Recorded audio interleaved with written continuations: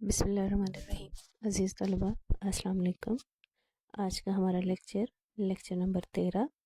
इससे पहले lecture number 12 में हम नसरी सबक का खुलासा लिखने का तरीका देख चुके हैं कि आप किस तरह से नसरी सबक का खुलासा लिखेंगे और नसरी सबक का खुलासा लिखने के लिए आपको किन किन चीज़ों को मद्देनज़र रखना है, किन अवामिल को आपने नहीं लिखना और किन चीज़ों को आपने तहरीर करना है और किस तरीके से तहरीर करना है। आज के लेक्चर में हम नज़्म का खुलासा देखेंगे और उसके साथ बकिया नसरी सबक का खुलासा उसको शामिल करेंगे। चंद एक चीज़ें। नज़्म का खुलासा सवाल नंबर 5 है। सवाल नंबर 5 और इसके नंबर भी 5 हैं। सबक के खुलासे की तरह नज़्म का खुलासा भी आप अगर पहले नंबर पर लिख रहे हैं पेपर में, दूसरे पर लिख रहे हैं, चौथे पर, आपने सवाल नंबर 5 ही लिखना है। 5 नंबर के इस सवाल के लिए आपको वक्त भी 5 मिनट ही मिलता है। कोशिश करें कि 5 मिनट में आपका ये सवाल मुकम्मल हो जाए, क्योंकि ये सवाल कोई इतनी तवारलत का हामिल नहीं है। इस सवाल में कोई चॉइस नहीं है। जैसे कि पहले सवालात में आपने देखा कि सबक का खुलासा और अशार की तशरीह, नसरी असबाब की तशरीह में आपके लिए चॉइस है कि 2 पैराग्राफ में से एक और इसी तरह से 2 खुलासाजात में से एक खुलासा तहरीर करना होता है।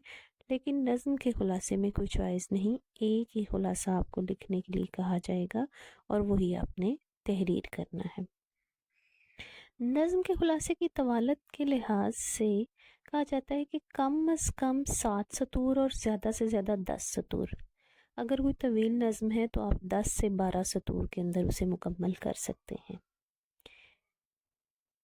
और नज़्म का खुलासा आप एक ही पैराग्राफ में लिखेंगे, इसमें पैराग्राफ तब्दील नहीं करेंगे। नज़्म के अशार की तरतीब का ख्याल रखेंगे कि जिस तरतीब में नज़्म में शायर ने अपना ख़याल बयान किया है और जिस तरह से आप अशार की तशरीह करने के लिए मफ़ाहिम को याद करते हैं, उन्हीं मफ़ाहिम को अगर तरतीबवार लिख दिया जाए तो ये आपकी नज़्म का खुलासा तसव्वुर किया जाएगा। इजाफ़ी मवाद लिखने से गुरेज़ करें कि जब आपको अशार पढ़ाए जाते हैं, असातिज़ा इकराम पढ़ाते वक्त आपको चंद एक हवाला जात करवाते हैं और शेर से मुतल्लिक आपको मालूमात फ़राहम करते हैं, वो मालूमात आपने हरगिज़ खुलासे में नहीं लिखनी। इसके साथ नज़्म अक्सर तलबा लिखते हैं, इस नज़्म में शायर कहते हैं या लिखते हैं, ऐसे अल्फाज तशरीह में लिखे जाते हैं। खुलासे में ऐसे अल्फाज लिखने से गुरेज़ किया जाए, नहीं तो आपके नंबर कट सकते। सामने नज़्म के खुलासे का एक पैटर्न या नमूना मौजूद है, जिसमें आप सबसे पहले सवाल नंबर लिखेंगे, उसके बाद नज़्म का खुलासा और नज़्म का उन्वान लिखेंगे।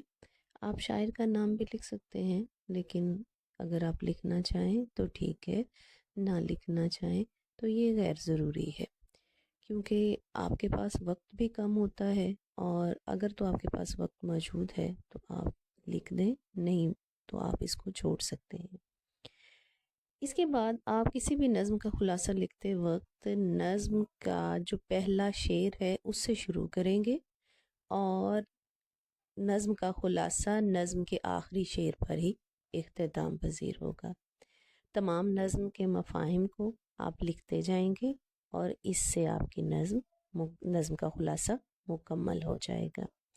बंद की सूरत में मौजूद नज़्मों का खुलासा लिखने के लिए तलबा एक एक शेर का मफ़हूम लिखने की बजाय पूरे बंद का एक मफ़हूम लिखेंगे और इस तरह से जितने भी बंद होंगे सबके मफ़ाहिम को मिलाकर एक खुलासा लिख सकते हैं। बंद की सूरत में मौजूद नज़्मों के चूँकि अशार ज़्यादा होते हैं, अगर आप हर एक शेर का मफ़हूम लिखेंगे तो इस तरह से आपका खुलासा बहुत तवील हो जाएगा। आपने खुलासा 10 से 12 सतूर से ज़्यादा नहीं लिखना और इसमें आपने पैराग्राफ भी तब्दील नहीं करना। तलबा, उम्मीद है कि आपको नज़्म के खुलासे کو کس طرح سے تحریر کرنا ہے اس کی سمجھ آ گئی ہوگی۔ آپ کے سامنے سال اول کی نظم کا نمونہ اس لیے پیش کیا گیا ہے چونکہ آپ یہ نظم پڑھ چکے ہیں، تو آپ کو اس سے اچھی طرح سے سمجھ آ جائے گی کہ آپ نے کس طرح سے نظم کے خلاصے کو تحریر کرنا ہے۔ اب بات کرتے ہیں نثری سبق کا خلاصہ، جس سے متعلق چند ایک معلومات آپ پہلے حاصل کر چکے ہیں۔ اس کے بعد آپ کے سامنے نثری سبق کو کس طرح سے لکھنا ہے اس کا ایک نمونہ پیش کیا جا رہا ہے تاکہ آپ اسے اچھی طرح سے سمجھ سکیں اور ایک اچھا خلاصہ لکھنے کے قابل ہو سکیں۔ نثری سبق کے خلاصے کا ایک نمونہ آپ کے سامنے ہے۔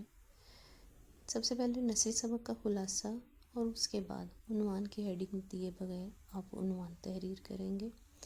مصنف کا نام لکھیں گے۔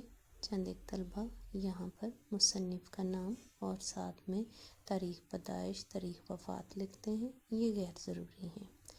اس کے بعد خلاصے کی ہیڈنگ دیں گے۔ خلاصے کی ہیڈنگ دینے کے بعد آپ کے سبق کی پہلی لائن ہی آپ کے خلاصے کی پہلی لائن ہوگی، اور اس طرح سے آپ جیسے پہلا پیراگراف ہے اس کو مختصر کر کے لکھیں گے اور اس کے بعد اگلے پیراگراف کو آپ مختصراً لکھتے جائیں گے۔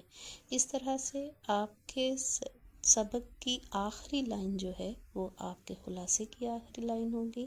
اس میں ترتیب کا آپ خاص خیال رکھیں گے۔ ہمارا آج کا لیکچر اختتام پذیر ہوتا ہے۔ امید ہے کہ آپ کو اچھے سے سمجھ آ گئی ہوگی۔ اللہ حافظ۔